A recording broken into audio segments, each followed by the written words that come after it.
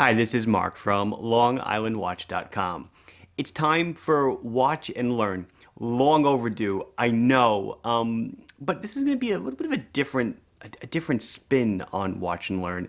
Not really from a technical aspect. This is more from just like an informational sharing aspect. Kind of what I know, what I've learned over the years that I can give on to you, and this really won't benefit me in any way other than just sharing knowledge. I read time and time again online people asking questions. What happens if I import this watch from overseas into the USA? So this video is going to be about customs, duties, tariffs, taxes, etc. on buying a watch overseas and bringing it into the United States. So really, it's nothing to do with my business. The opposite, customers maybe in Europe or in other parts of the world, or Canada, Australia, it's the biggest markets for me, buying a watch from me and importing it into their country, I'll do that in a future video. But for now, I want to cover you're importing a watch from overseas. Okay, so it's gonna be all talking, not much in the way of graphics. So when you import a watch, there's pretty much there's three ways that customs can view the import. Okay, again, everything I'm going to tell you is a guideline. It does not mean it's hard and fast, and obviously nothing I'm going to say should be construed as legal advice or anything else. You should always check with your local laws, maybe with someone that's an expert to validate anything that you might be doing. But first off, importing a watch from overseas, generally Customs and Border Protection, CBP as we call them, have an $800 exemption. So you import something from overseas for under 800 bucks. So you see a watch on, whatever, Chrono 24, and it's some kind of a Seiko. I don't know if they have Seikos, but let's say $300 Seiko, and you say, I want that. I'm going to have that shipped to me. What can I expect to pay in duties and tax? Well, you have an $800 exemption. It's a $1,600 exemption if you're importing stuff from the Caribbean and Virgin Islands, that area.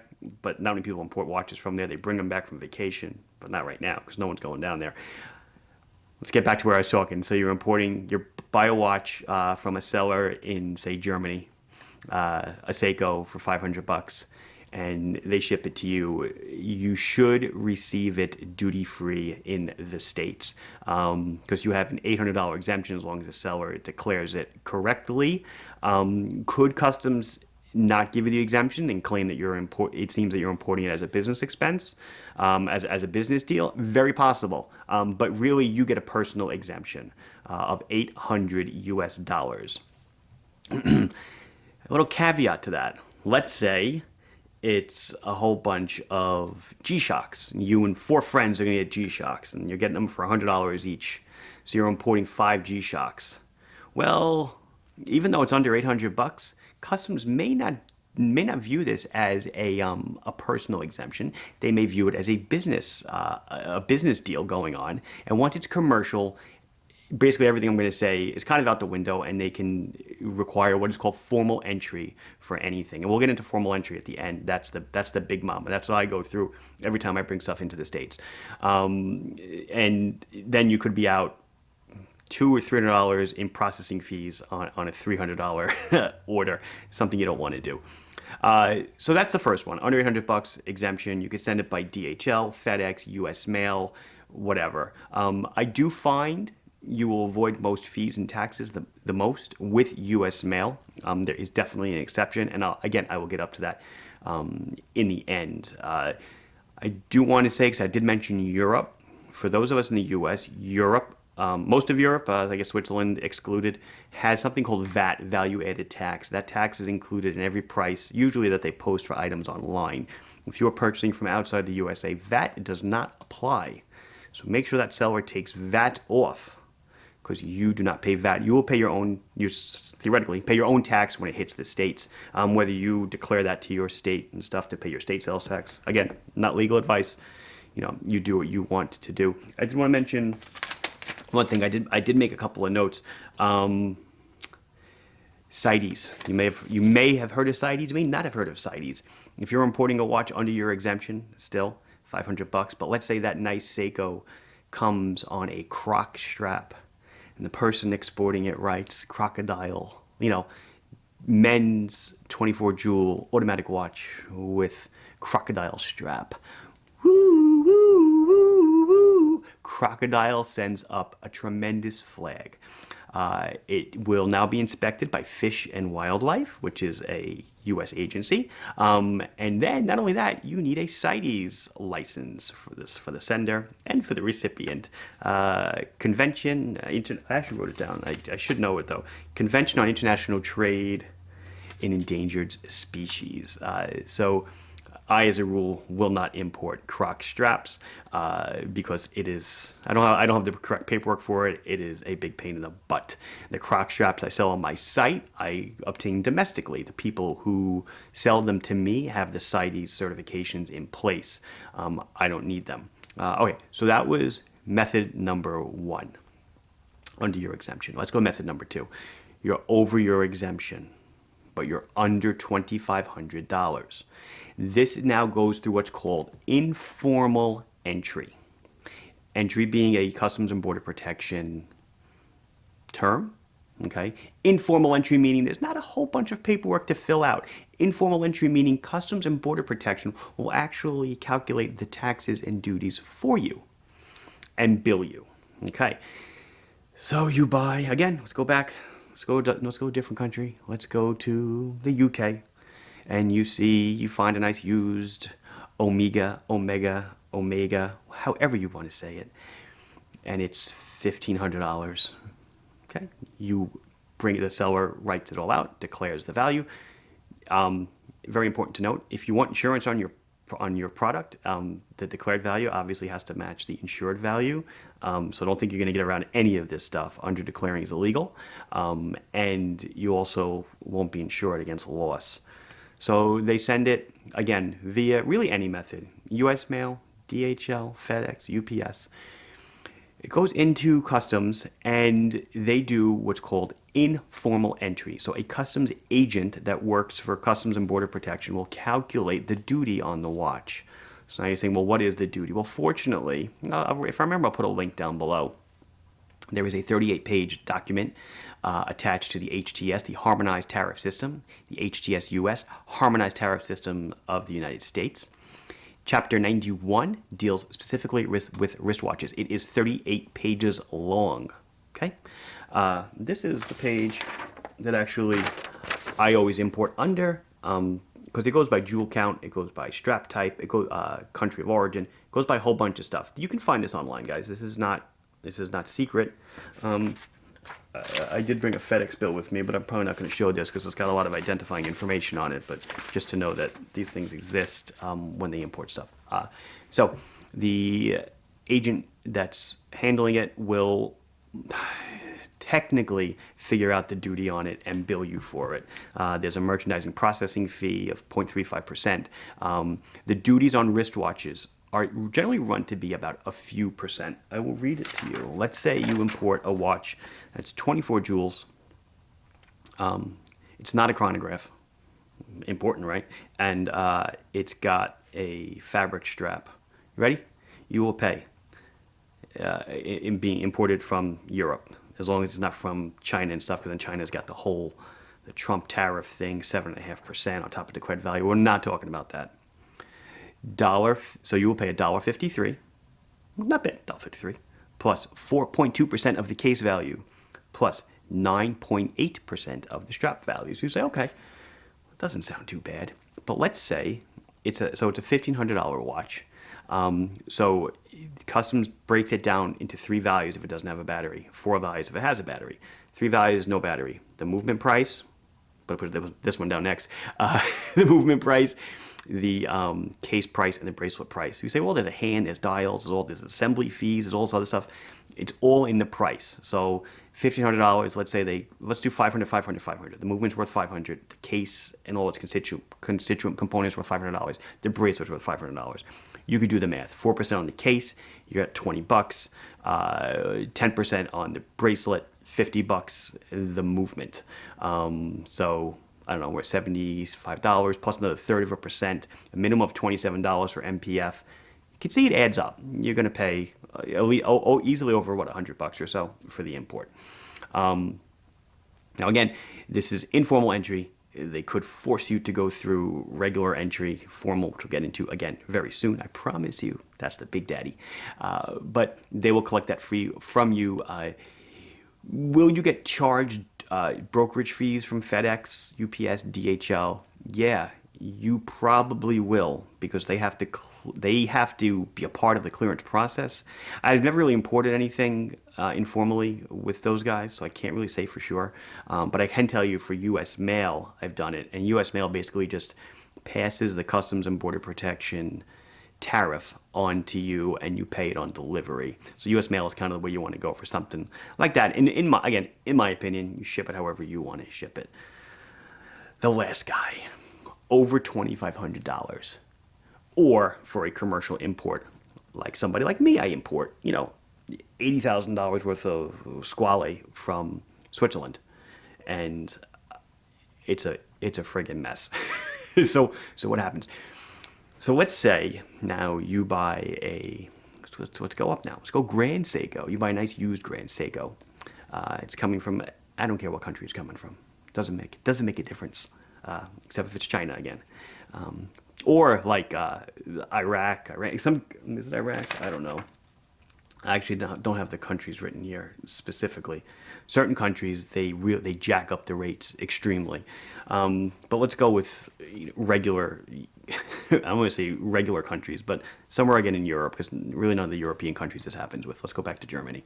You find a nice Grand Seiko, $5,000. You're going to import it. Okay, let's do the bad thing. Let's say the person sends it through U.S. mail. Okay? They send it through U.S. mail, Deutsche Post, hands it off to U.S. mail. What happens, and you live in New York like me.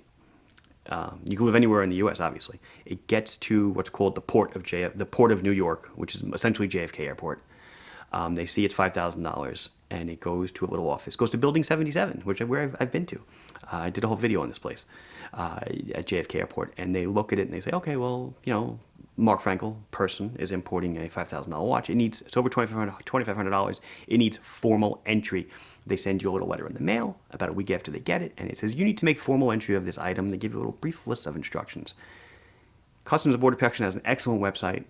They actually really do. It's very easy to follow, very easy to read. What is not easy is all the paperwork they require you to do. The layman cannot do. You simply cannot do it. That's why brokerage houses, customs brokers exist. If you're clearing it yourself, you need to fill out a 7501, which is basically an entry summary. My FedEx bill.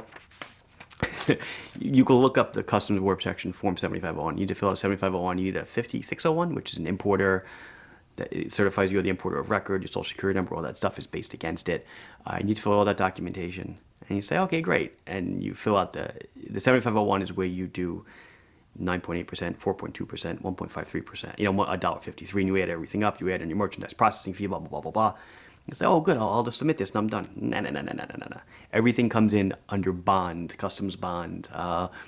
Bond is, for our conversations right now, a customs bond is almost like an agreement. It's an insurance policy. It's an agreement between three parties. It's between you, or me in this case, the importer of record, Mark Frankel. It's between Customs and Border Protection, and it's through a third party, whoever the surety is, who's going to issue the bond. Bonds can be transactional. Bonds can be running bonds. I have had to go and buy a transactional bond. This is not a simple process. You need to figure out what the amount the bond is for. Then you have to buy the bond. Maybe you need a certified check to buy the bond. But it's all a friggin' disaster.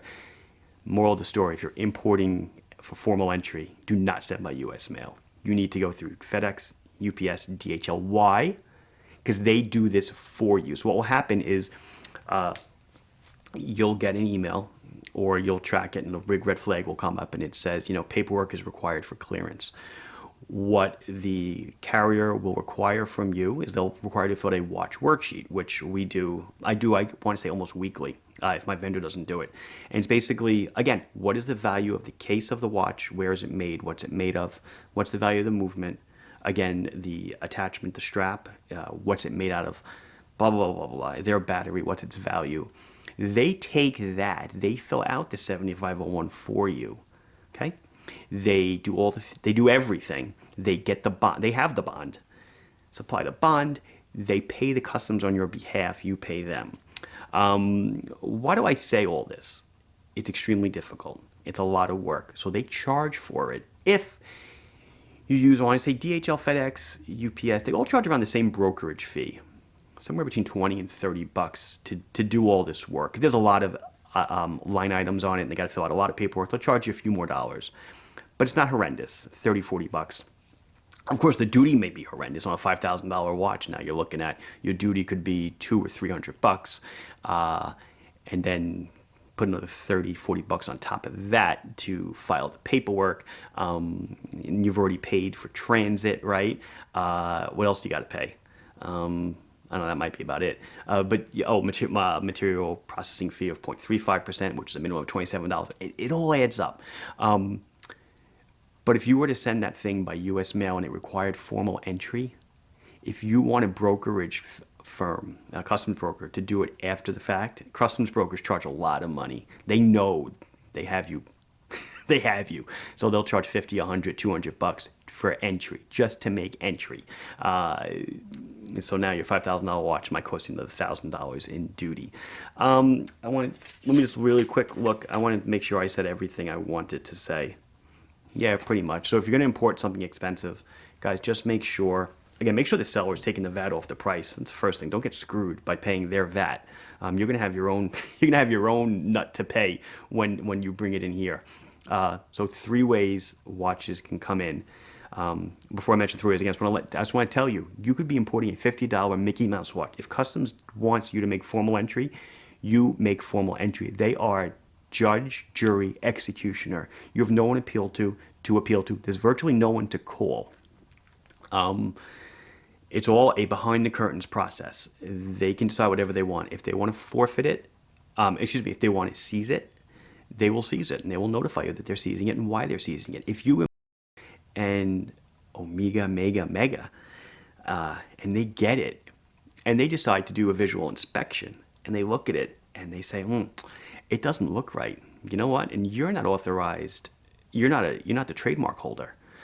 You're not a party and license to the trademark holder. So you can't even import this item. So we're going to seize it, unless you can prove to us that it's real. Good luck doing that. When you look at, if you really want to look at the harmonized tariff schedule, if the watch is on a bracelet, they only stainless steel bracelet, it's only 2% of value of the bracelet. But yet, if it's on a strap or a base metal, what is a base metal? Gold, silver, brass. Stainless steel is not a base metal because it's an alloy. They take 10%. So imagine that you import a gold watch, solid gold, and the bracelet's worth like 10 grand, and they're going to take 10% as a duty for that. That's crazy. It's $1,000 in duty. But just kind of remember all this stuff. So, in recap, if I remember the thing I want to say, I'll blurt it out. There's 3 ways you're going to import a watch. You're going to use your duty-free exemption under 800 bucks. Probably the easiest thing to do. You're going to make informal entry over 800, below about 2,500. Again, customs can make the determination or can think that you are importing it for commercial purposes and mandate that you import it formally. That's going to suck for you. But that's the second way. And the third way is making formal entry over 2,500 bucks. Goes through the whole brokerage process, and that's under bond entry. So kind of know what you're doing before you commit to buying that watch and bringing it in overseas. I think that's going to do it. It has been Mark from LongIslandWatch.com. I'm not going to say it again. I'm telling you what we're telling you. Please like the video if you enjoyed. I really hope people find this helpful and useful. Put your questions, comments, horror stories down below if you want. I know a lot of people have horror stories. But I want this video to kind of be like the source that people go to when someone posts something somewhere and says, why pay a tax when I import this watch? Send them to this video. I'll see you in the next one. Thank you very much. Bye-bye.